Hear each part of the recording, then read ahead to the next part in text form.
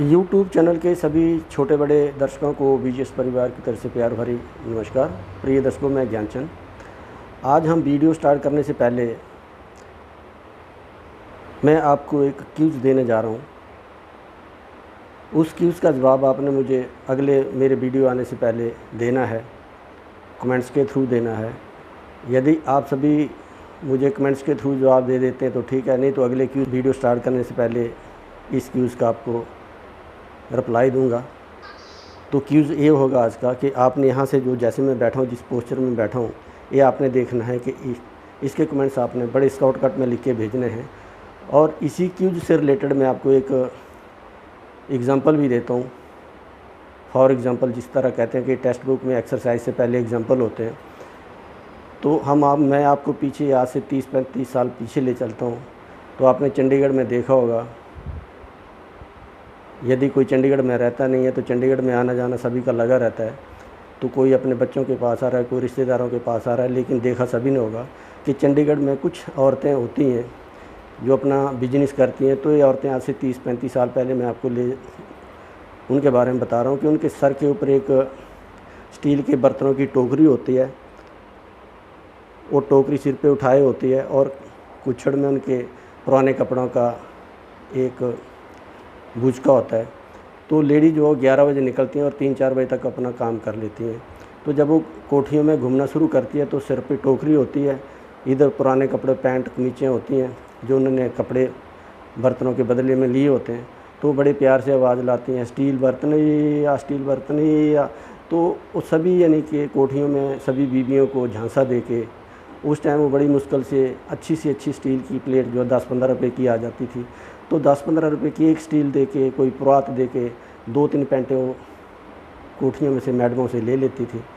तो वो धंधा करती थी। तो किसी उस टाइम पेपर में, ट्रिब्यून में क्यों जाता था, वीकली क्यों जाता था, सैटरडे को आता था। तो उसके बीच में उस लेडीज़ का सर पे टोकरी है, इधर अपना पुराने बर्तनों का, कपड़ों का उसने बोझ उठाया हुआ है। तो उस लेडीज़ का फ़ोटो कैप्चर करके ट्रिब्यून में क्यूज किसी ने दे दिया और उसके ऊपर कमेंट्स लिखने थे। तो ये 92 की बात है। तो 92 में बॉम्बे में शेयर मार्केट में हर्षित मेहता का केस चला हुआ था और दिल्ली में नरसिम्हा राव प्राइम मिनिस्टर थे। तो जैसे ही उस लेडीज़ को देखा, वो क्यूज का जवाब आया, तो पहली एंट्री के 500 रुपये होते थे, सेकंड एंट्री के 250 और तीसरी एंट्री के 100 रुपये होते थे। तो जैसे ही अपना उसका आंसर तरीके से किसी मेरे भाई ने तो उसका जवाब दिया कि कौन है हर्षद, कौन है राव, अपना अपना कमाओ, अपना अपना खाओ, ये जवाब दिया। तो उसका सिलेक्शन फर्स्ट पे हो गया। तो आप एग्जाम्पल मैंने आपको अभी दे दिया। तो अभी हम स्टार्ट करने जा रहे हैं आज का वीडियो। तो मैं अभी अपना वज्रासन से मैं आराम पोजीशन में आ जाता हूँ। तो आज के वीडियो में हम बात करेंगे त्रिफला चूर्ण की। ये त्रिफला का चूर्ण का डब्बू है। ये पतंजलि का प्रोडक्ट है, बाबा रामदेव का।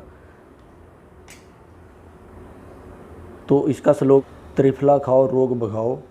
ये त्रिफला जो है ये 3 पदार्थों से बना है, हरड़, बहेड़े, आंवले। थोड़ी थोड़ी बात सभी के ऊपर कर लेंगे। तो जैसे हम बचपन में छोटे छोटे होते थे तो उस टाइम हमारे दादा और बाबा हमें एक सुझाव देते थे कि बेटा आंवले का खाया और बुज़ुर्गों का कहा और बाद में याद आता है। ये तो आंवले के ऊपर है। और एक हरड़ के ऊपर है कि कोई माँ अपने बच्चों से नाराज़ हो सकती है लेकिन हरड़ कभी नाराज़ नहीं होती। ये जब खाई जाती है, पेट में अंदर जाती है, तो ये बराबर काम करती है, किसी से कोई पार्शलिटी नहीं करती।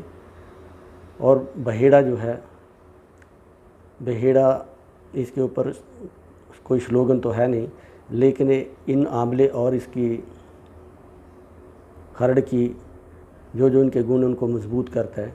तो इसमें 3 पदार्थ होते हैं, हरड़, बहेड़ा, आंवला। बाकी हम इसकी आगे बात करेंगे।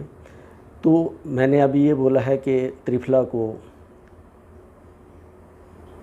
अमृत रसायन का दर्जा दिया गया है। कहते हैं कि त्रिफला सबका भला करे। तो इसमें कोई त्रिफला किसी के साथ कोई पार्शलिटी नहीं करता। एक अया रोगी, माया लोभी और बुरे कर्मों के भोगी, ये तीनों के पेट में जाके एक समान काम करता है। ये किसी के साथ कोई पार्शलिटी नहीं करता। तो अभी हम आ जाते हैं इसकी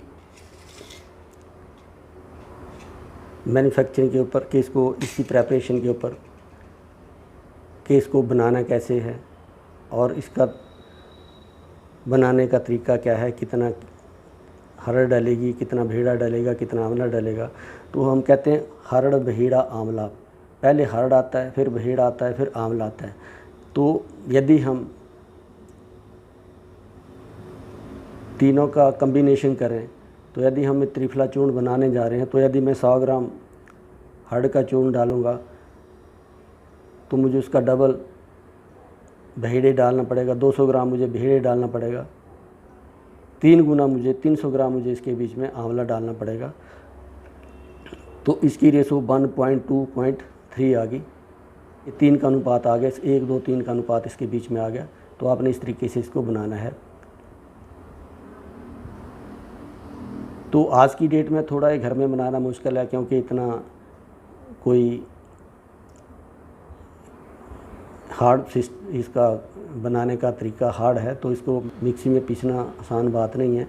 तो आज की डेट में आराम से मेडिकल स्टोर के ऊपर मिल जाता है। तो अभी इसकी हम आ जाते हैं, ये बनाने की विधि थी। अब हम आ जाते हैं इसकी खाने की विधि के ऊपर। खाने की विधि से पहले मैं थोड़ी आपसे बात कर लूँ कि हम लोगों ने अभी थोड़ा देसी नुस्खों को छोड़ के, अंग्रेज़ आए थे वापस चले गए, लेकिन हमें अंग्रेज़ यहाँ बना गए, हम अंग्रेज़ बन गए और देसी चीज़ों के ऊपर हम बहुत कम विश्वास करते हैं। अब हम अंग्रेज़ी चीज़ों के ऊपर आ जाते हैं। हर चीज़ का देखो, हर चीज़ हम अंग्रेज़ी दवाई खा रहे हैं, इन चीज़ों के ऊपर विश्वास नहीं कर रहे हैं, जबकि ये चीज़ें न इनका कोई साइड इफ़ेक्ट है, न इनसे कोई ये है, इनके फ़ायदे हैं। अंग्रेज़ी दवाई का साइड इफ़ेक्ट भी है और वो कॉस्टली भी ज़्यादा है। कोई भी चीज़ ले लो, खाने पीने में ले लो, यदि हम पहनने में लिया तो हम वेस्टर्न कल्चर पे आ गए हैं, अपना देसी सभ्यता भूल गए हैं, अपने देसी खाने भूल गए हैं, जंक फूड पे आ गए हैं। हर चीज़ हमारी वेस्टर्न कल्चर हो गया, हम दूसरी तरीक़ों को अपना रहे हैं। अब शाम के टाइम 5 बजते हैं तो हमारे भाई देसी की तरफ छोड़ के अंग्रेज़ी दुकान की तरफ ज़्यादा खड़े होते हैं, और देसी वाला मक्खियाँ मारता रहता है ऐसे कि मेरे पास भी कोई गाहक आए, लेकिन अंग्रेज़ी वाले के पास बोतल पे बोतल, बोतल पे बोतल, बोतल के ऊपर बोतल बिक रही है। तो आपने देखा होगा। तो जो अंग्रेज़ी बोतल पी रहा हो कभी नहीं भूलेगा कि यार ये तो कड़वी है, लेकिन इसको खा के कई मुझे कह देंगे तो दिस इज़ सो बिटर, ये बहुत कड़वा है। लेकिन भाई कड़वी तो दारू भी है, उसके 36 नुकसान हैं, इसका एक भी नुकसान नहीं, इसके 36 फ़ायदे ही फ़ायदे हैं, इसके फ़ायदे हैं। लेकिन आज की डेट में हम इस चीज़ के ऊपर विश्वास नहीं करते। तो यदि निरोग रहना है तो विश्वास करना पड़ेगा, ये चीज़ें खाना पड़ेगी। अंग्रेज़ी चीज़ें यूज़ करने से हमारा पेट ख़राब हो जाएगा, हर चीज़ सिस्टम हिल जाएगा। इन चीज़ों को खाने से फ़ायदे हैं। तो अभी ये तो मैंने आपको इसका बता दिया कि फ़ायदे क्या हैं। अब इसकी लेने की विधि क्या है। इसको टीस्पून कहते हैं। आप इसको शाम को सोते समय 1 चम्मच, शुरू में 1 हफ्ता आपने 1 चम्मच शाम को पूरा चम्मच गुनगुने पानी के साथ लेना है। एक त्रिफला ही चूर्ण है जिसको यानी कि आप पानी और दूध से दोनों से ले सकते हैं। तो यदि आप पानी को छोड़ के दूध से लेते हैं तो और ज़्यादा यानी कि अच्छा काम करेगा। सवेरे आपका पेट साफ़ हो जाएगा। दुनिया भर की 36 बीमारियाँ पेट की साफ़। तो एक कहावत भी है, किसी चूर्ण कंपनी ने निकाली थी और राजू श्रीवास्तव इस चीज़ को ऐड देते थे कि पेट सफ़ा तो हर रोग दफ़ा। यदि आपका पेट ठीक है तो आपका हर चीज़ ठीक है। और ये त्रिफला चूर्ण जो है ये हर बीमारी में काम आता है, पहली बीमारी से लेके आखिरी बीमारी तक के काम आता है। तो पहली बीमारी आपको पता है कौन सी काउंट होती है। पहली बीमारी कब्ज़ काउंट होती है। आप कोई ग्रंथ उठा के देख लो, कोई किताब उठा के देख लो जिसके बीच में बीमारियों का डिटेल दी होगी, तो सबसे पहली वाली बीमारी कब्ज़ आती है। कब्ज़ से हर बीमारी पैदा होती है और कब्ज़ ही रोगों की जड़ है।